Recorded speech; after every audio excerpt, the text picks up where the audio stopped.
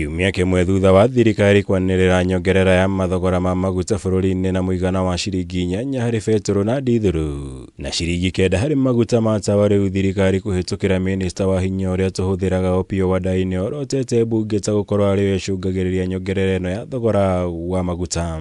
These taxes and levies that are imposed on petroleum products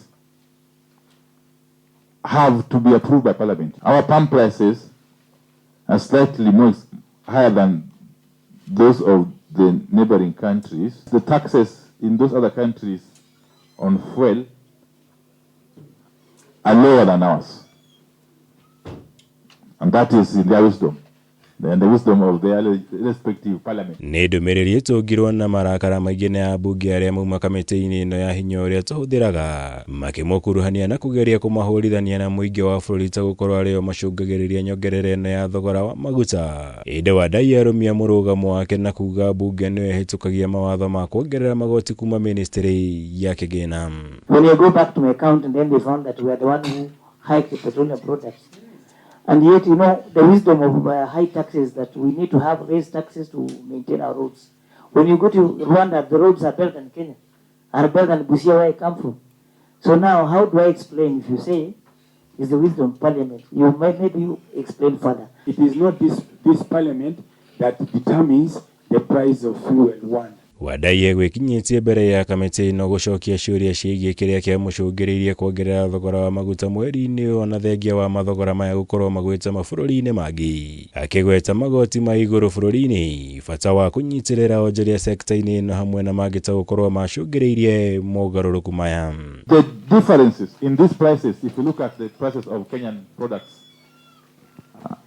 and those of the other countries, that is Uganda, Tanzania, and Rwanda, it's largely as a result of the differences in our taxation regime. Kenya is a much bigger economy than any other economy in the region, at least in the East African region.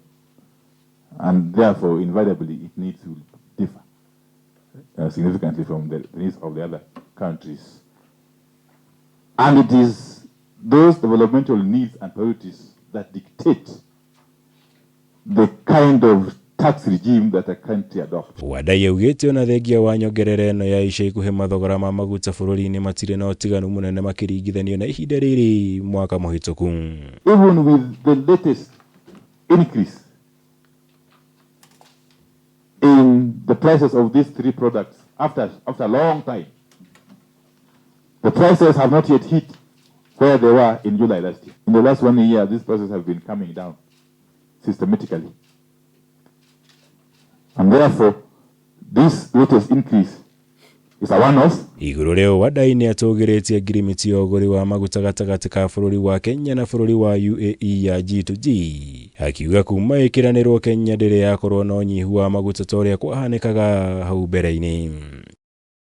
Ngĩribotera Kameme TV, njĩtagwo Mwaũra wa Gunya.